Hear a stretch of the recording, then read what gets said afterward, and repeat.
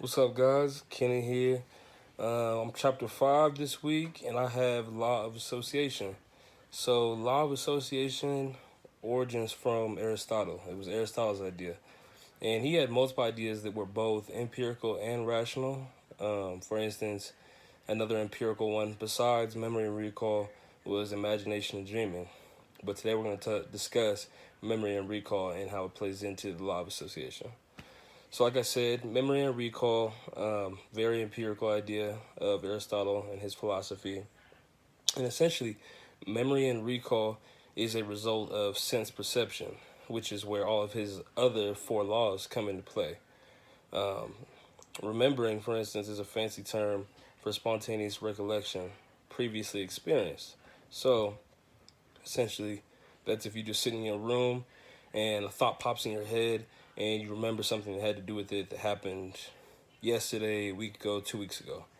Recall, on the other hand, is when you have to, somebody asks you a question and you say, oh, hold on, let me think. And you have to sit and actually think and put an effort into finding that information inside your head. So that's the difference between those two. So, like I said earlier, he had four laws underneath association: contingency, similarity, contrast, and frequency. Contingency means, or disgust, I suppose, that when we think of things, we think of experiences with it. So if I give you an object, basketball, football, something like that, automatically in my head, I flash back to like middle school, road trips, waking up at 5, 6 in the morning to go play somewhere a couple hours away, things like that. So that'd be the law of contingency.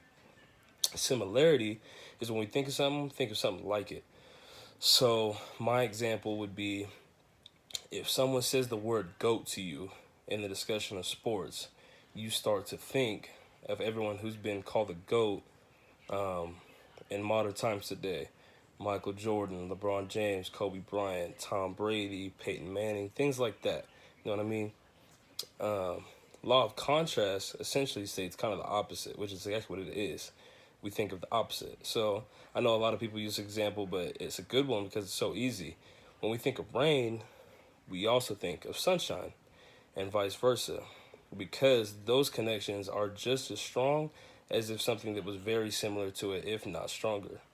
When it comes to the law of frequency, this just simply states the more something occurs, the stronger our association with it becomes. So really, for this one, I use the example of back when I was in like 4th or 5th grade, we had something that I believe was called Shirley, and we used it for English class. So really, obviously, there's a bunch of different words you got to know within the English language: pronouns, adjectives, all those types of things, right? Things that we use to define sentences.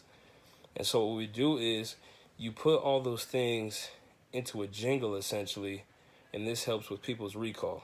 Because if you think about it, we can all remember songs extremely easily. Like, we got favorite songs, favorite this, favorite that. It's because we listen to those songs over and over. Well, you can do the same thing with your schoolwork. So those are the four laws: contingency, similarity, contrast, frequency, that play into law of association, coming from the philosophy of Aristotle, one of many things.